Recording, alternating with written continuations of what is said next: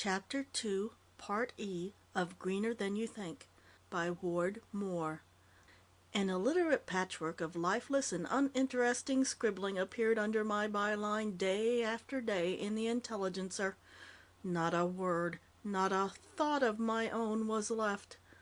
I was not restrained from protest by the absurd threats of Lafacici, but prudence dictated not throwing away dirty water before I got clean, and the money from the paper, while negligible, of course, yet provided my most pressing needs. As I was being paid for my name while my talents went to waste, I was free to go anywhere I pleased, but I had little desire to leave the vicinity of the grass. It exerted upon me, more understandably, the same fascination as on the merely curious. But I was not permitted unmolested access to the phenomenon with which I was so closely concerned. An officious young guardsman warned me away brusquely, and I was not allowed to come near until I swallowed my pride and claimed connection with the Intelligencer. Even then, it was necessary for me to explain myself to several nervous soldiers on pain of being ordered from the spot. I was struck, as I had not been before, by the dynamic quality of the grass, never the same for successive instants.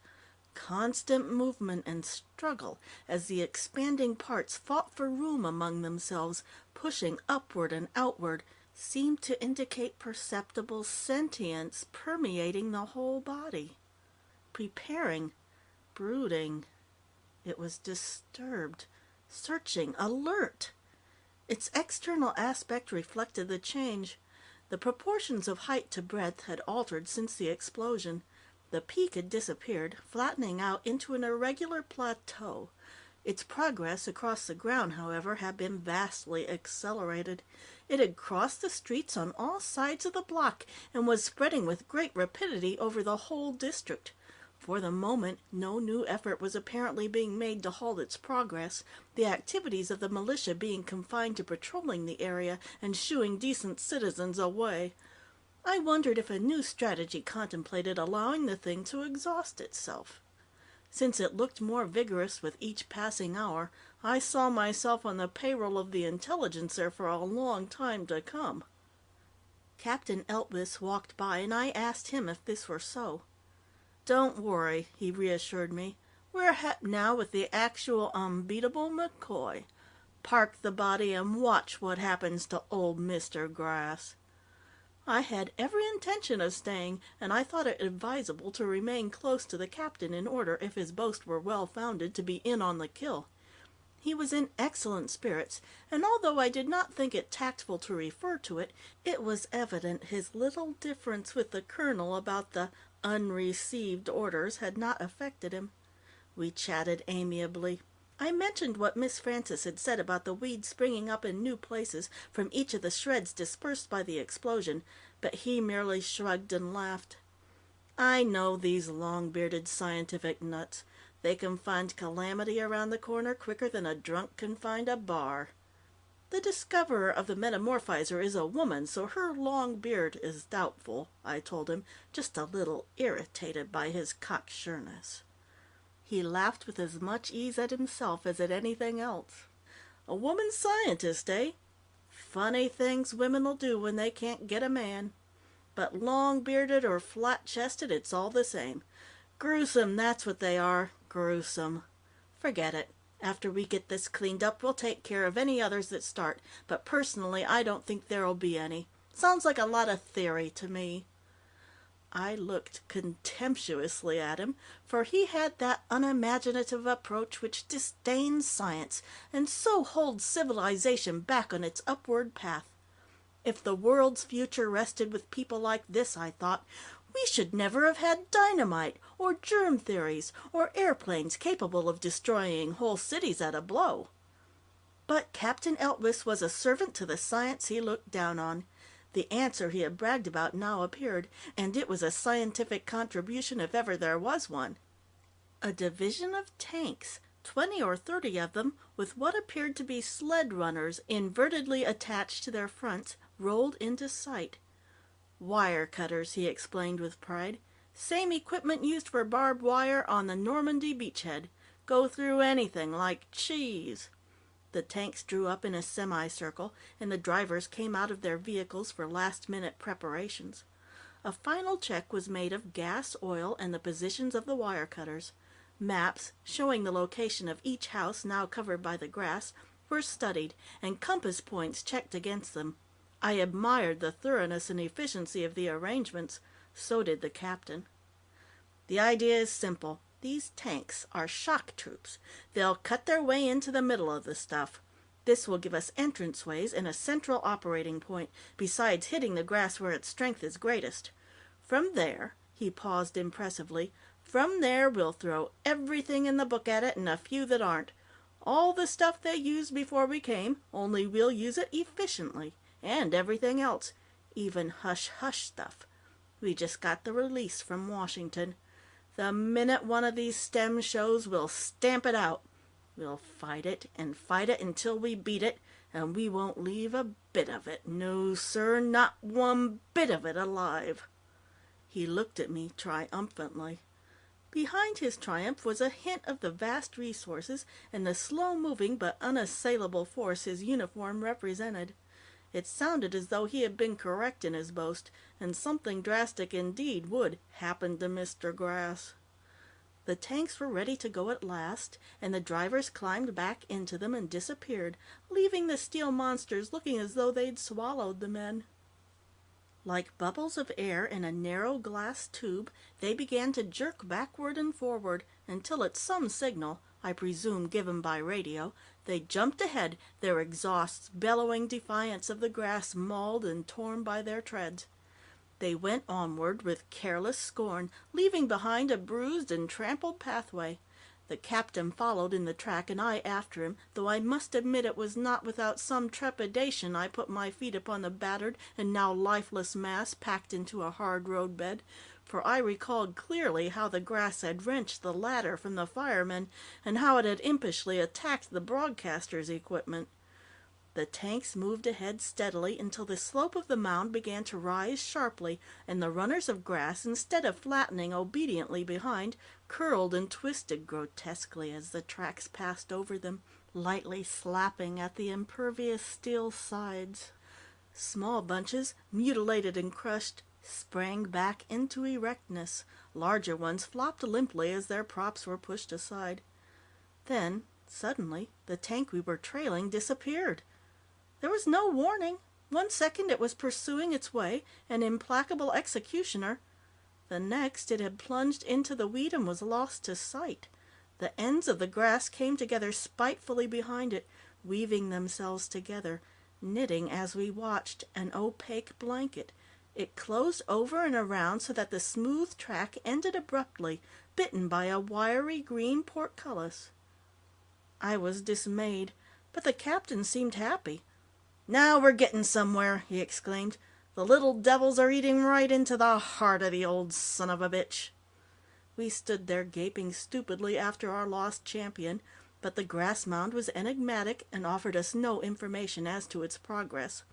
A survey of the other tracks showed their tanks too had burrowed into the heart of the weed, like so many hounds after a rabbit. "Well," said the captain, who by now had apparently accepted me as his confidant, "let's go and see what's coming in over the radio." I was glad to be reminded the tanks weren't lost, even temporarily, and that we would soon learn of their advance. Field headquarters had been set up in a house about 2 blocks away, and there, after exchanging salutes, passwords, and assorted badinage, the captain led.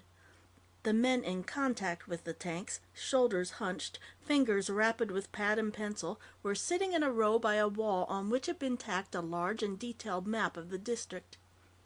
In addition to their earphones, a loudspeaker had also been thoughtfully set up, apparently to take care of any such curious visitors as ourselves. The disadvantage soon manifest was that no plan had been devised to unscramble the reports from the various tanks. As a consequence, whenever 2 or 3 came in together, the reports overlapped, resulting in a jumble of unintelligible sounds from the loudspeaker. "Brr, brr, brum," it was saying as we entered the room. "Rr, rr, about 300 meters, grov, grov, grov, north by northeast. Can you hear me, FHQ? Come in, FHQ." There was a further muddle of words, then, I think my motor's going to conk out. Shall I backtrack, FHQ? Come in, FHQ. Rugged place to stall, commented Captain Eltwist sympathetically. But we can pull them out in half a shake soon's we get things under control. The loudspeaker, after a great deal of gibberish, condescended to clarity again. About 500 meters. Supposed to join SMT-5 at this point. Can't raise 'em by radio. What do you have on SMT-5, FHQ? Come in, FHQ. I was still speculating as to what had happened to SMT-5 when the loudspeaker once more became intelligible. And the going's getting tougher all the time. I don't believe these goddamn wire cutters are worth a piss in a snow hole.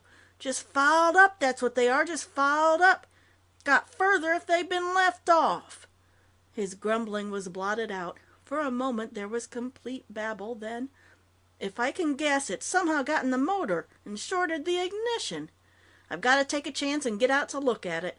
This is SMT-3 reporting to FHQ, now leaving the transmitter. Stalled, so I turned on my lights. Can you hear me, FHQ? Come in, FHQ. Okay, don't get sore. So I turned on my lights. I'm not going to do a bob trout, but I want to tell you, it's pretty creepy. I guess this stuff looks pretty and green enough on top, especially in daylight.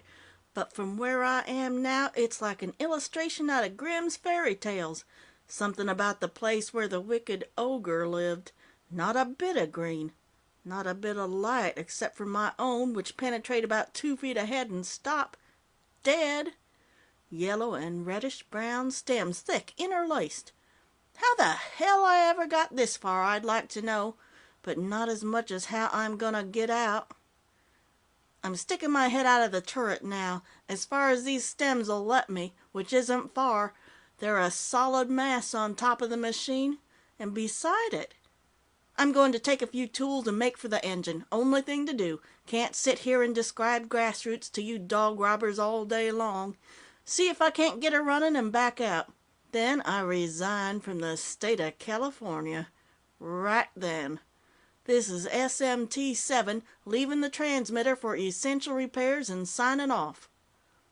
For hours, the reports kept coming in, all in identically the same vein. Rapid progress, followed by a slowdown, then either engine trouble or a failure to keep rendezvous by another tank. All messages concluding alike, now leaving transmitter. It was no use for field headquarters frantically to order them to stay in their tanks, no matter what happened. They were young, able-bodied, impatient men, and when something went wrong, they crawled out to fight their way through a few feet of grass to fix it. After all, they were in the heart of a great city. Their machines had burrowed straightforwardly into the grass, and no threats of court-martial could make them sit and look silly till help arrived and they were tamely rescued. So, one by one, they wormed their way out to fix the ignition, adjust the carburetor, or hack free the cogs which moved the tracks. And one by one, their radios became silent and were not heard again. The captain went from cockiness to doubt, from doubt to anxiety, and then to anguished fury. He had been so completely confident of the maneuver's outcome that its failure drove him not to despair, but to anger. He knew most of the tank drivers personally, and the picture of these friends, trapped in their tiny, ever-narrowing pockets of green, sent him into a frenzy. SMT-1, that's Lou Brown. "Don't get out, Lou! Stay where you are, you jackass! Stay where you are, Lou!" he bellowed into the unresponsive loudspeaker. Jake White. Jake White's in 4. Said I'd buy him a drink afterwards. Joke. He's a Coca-Cola boy. "Why can't you stay inside, Jake? Why can't you stay put?" Unable to bear it longer, he rushed from field headquarters shouting, "Let's get him out, boys! Let's get him out!" and would personally have led a volunteer party charging on foot into the grass if he had not been forcibly restrained and sympathetically led away, sobbing hysterically, toward hospitalization and calming treatment. The captain's impulse, though impractical, was shared by all his comrades. For the moment, the destruction of the grass became secondary to the rescue of the trapped tank men. If field headquarters had bustled before, It now turned into a veritable beehive, with officers shouting, exhorting, complaining, and men running backwards and forwards as though there were no specific for the situation except unlimited quantities of their own sweat. End of Chapter 2, Part E.